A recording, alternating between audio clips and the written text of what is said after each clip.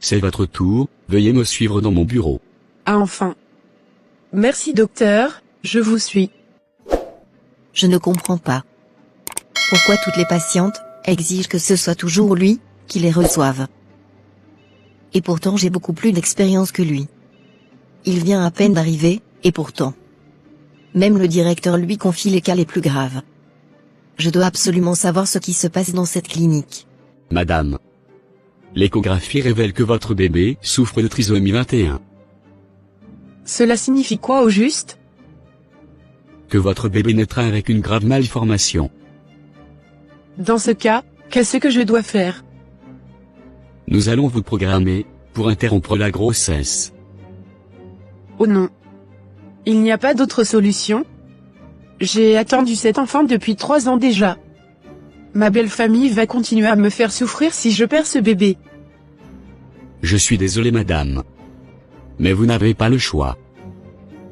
D'accord, je vais en parler à mon mari. D'accord. Du courage madame. Docteur Isabelle, en quoi puis-je vous être utile?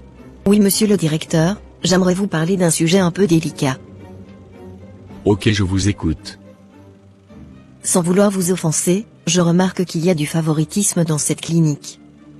Il y a un certain groupe de médecins qui sont privilégiés, vous confiez beaucoup de cas, et donnez plus d'importance à l'avis de certains médecins, et même moi qui ai plus d'expérience, mes avis sont ignorés.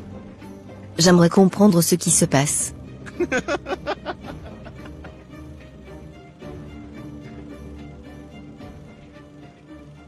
Qu'est-ce qui vous fait rire, docteur?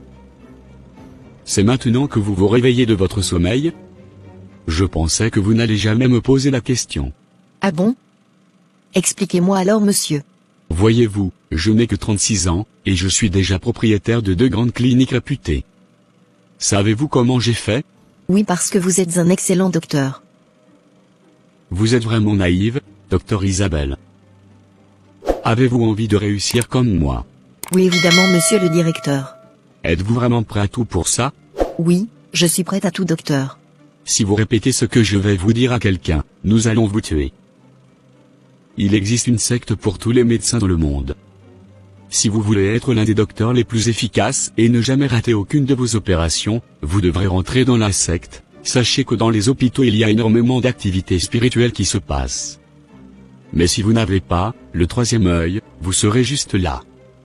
Et vous n'irez jamais loin dans votre carrière.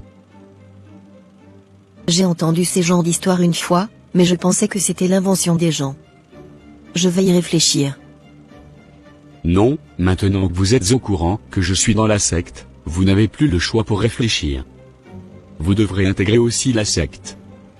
C'est vous-même qui êtes venu me demander comment ça se passe. D'accord, monsieur le directeur. Je suis partante. Que dois-je faire? Je vous enverrai la localisation de notre temple le soir. Vous viendrez avec vos cheveux, vos ongles, votre salive, et la poussière de vos pieds emballés ensemble. Vous verrez un costume apparaître chez vous ce soir. C'est celui-là que vous allez porter. D'accord, c'est compris. Enfin, moi aussi, je vais sortir ma tête de l'eau.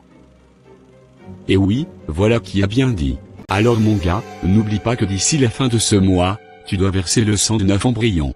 Oui vraiment directeur. Je suis vraiment stressé. J'ai déjà réussi à mentir à une femme aujourd'hui, pour qu'elle interrompe sa grossesse. C'est parfois difficile de réussir à convaincre certaines femmes d'avorter. Elles sont là à pleurer d'abord.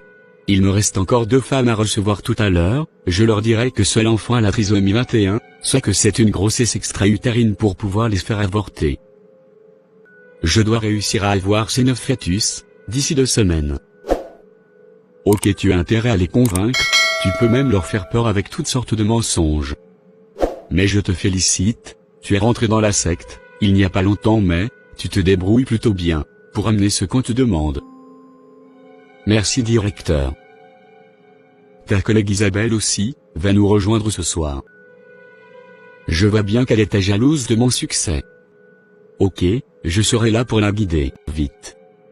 Je dois me saouler, pour que le démon Lilith puisse prendre possession de mon corps, avant cette opération. Tu m'as appelé. Oui. J'ai une opération un peu délicate à faire. Ok, Ouvre ton nombril pour que je puisse rentrer dans ton corps. Ok, prends possession de moi.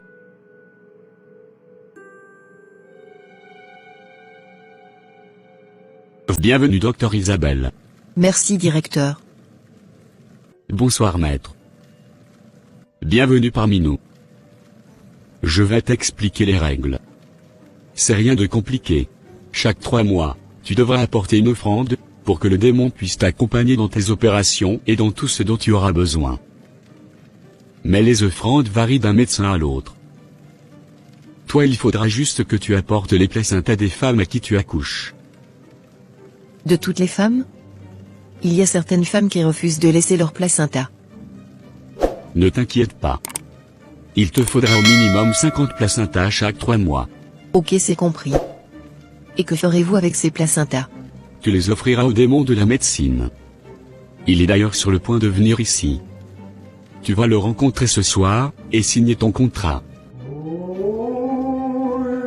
Bonsoir grand médecin. Es-tu d'accord avec le contrat? Oui. Parfait. Tu vas m'offrir moins 50 placentas chaque 3 mois, et en échange je te donnerai la réputation de la sage-femme la plus compétente de toute la ville. Il te faudra boire beaucoup d'alcool et te saouler avant les interventions, comme ça je prendrai possession de ton corps, et c'est moi qui vais faire les opérations à ta place. Toi tu ne seras pas conscient dans ces moments-là. Mais si jamais un jour, ton sacrifice manque, ou a des défauts, je te punirai sévèrement. C'est compris grand médecin. J'aimerais savoir, si tu vas m'accompagner pour mon échographie demain. J'ai entendu parler d'une très bonne clinique, c'est là-bas que j'aimerais aller. J'aimerais bien ma chérie, mais j'ai une réunion importante demain. Il faudra que tu ailles seule. Ok, pas de souci. Madame, félicitations, vous attendez des jumeaux. Oh merci beaucoup mon Dieu. Seigneur Jésus, merci pour ce merveilleux cadeau. Gloire à ton saint nom. Ma chérie. Je sais que tu te sens mal mais, fais l'effort pour qu'on prie avant que tu ne rentres dans la salle d'accouchement. Oui d'accord. Père Céleste. Il est écrit dans ta parole dans Exode 1 verset 19, que les femmes des Hébreux sont vigoureuses, et accouchent avant l'arrivée de la sage-femme. Par cette promesse que tu nous donnes dans ta parole, je prie Saint-Esprit que ce soit toi-même, qui fasse accoucher ma femme. Que cet accouchement lui soit extrêmement facile. Et que tout œil maléfique contre elle et nos bébés d'Anne.7, hôpital soit détruit. Au nom puissant de Jésus j'ai prié. Amen. Amen. Selon ta parole dans Deutéronome 11 verset 24, au lieu que foulera la plante de mon pied, tu me le donnes. Parce que mes pieds ont foulé le sol de cette clinique, je décrète que je domine en ce lieu au nom de Jésus. Et je chasse tout esprit mauvais qui rôde dans ces lieux. Je me mets sous la couverture du sang de Jésus, moi et mes enfants. Dirige cet accouchement Père Céleste. Que toute gloire te revienne, au nom de Jésus, j'ai ainsi prié. La femme que tu veux faire accoucher, n'a pas un cas compliqué. Donc tu n'as pas besoin que je te possède pour cela. Va l'accoucher toute seule. Je ne peux pas aller là-bas avec toi, cette femme n'est pas comme les autres. D'accord grand médecin. Par contre demain j'attends avec impatience mes 50 placentas du trimestre. Oui je sais. Tout sera au point. Félicitations monsieur, votre femme a accouché de 2 beaux garçons. Waouh. Gloire à Dieu. Merci Seigneur. Je peux aller les voir? Oui monsieur. Ok, mais avant que vous ne partiez, j'aimerais vous demander de me remettre le placenta de ma femme, ainsi que le cordon ombilical des bébés. Je vous remettrai les cordons ombilicales, mais nous n'avons pas l'habitude de donner les placentas, nous avons une façon spéciale de les traiter avant de les jeter. Je comprends docteur, mais je veux quand même les récupérer. J'ai dit que non. Vous n'en avez pas besoin. Je vais me plaindre auprès de votre direction, si vous continuez à refuser docteur. Ok j'ai compris, je vais vous les remettre. C'est qui ce foutu monsieur qui vient de foutre mes plans en l'air? 2 placentas. Il vient de me priver de 2 placentas. Alors que c'est demain je dois remettre les 50 que je dois chaque mois. Le pire c'est que je n'ai aucun autre accouchement de prévu pour demain. Comment vais-je faire? Je ne veux pas mourir jeune. Je comptais sur l'accouchement de cette femme pour avoir les 2 placentas qui manquent. Depuis que je suis rentré dans cette secte, je vis stressé, à l'idée de ne pas réussir un jour à réunir le nombre exigé. Et voilà que ce que je craignais vient de m'arriver. Je dois réfléchir à un plan pour tromper cet esprit. Le lendemain à minuit. Je viens prendre mon offrande. Les voici, grand médecin. Tout est au complet. Ok. Tout y est? Oui, les 50 sont bien là. Petite humaine. Tu penses pouvoir me tromper aussi facilement? Tu as mis 2 placentas de mouton dedans. Tu crois qu'on peut tromper un esprit comme ça? Je ne suis pas un être humain, je suis un esprit méchant. Tu vas me le payer. Oh. Pardon grand médecin. Est-ce que je ressemble à quelqu'un qui peut pardonner? Moi je ne pardonne aucune erreur. Donnez-moi une seconde chance. Il n'y a pas de seconde chance avec moi. Lorsque tu faisais alliance avec moi, tu ne savais pas que c'était dangereux.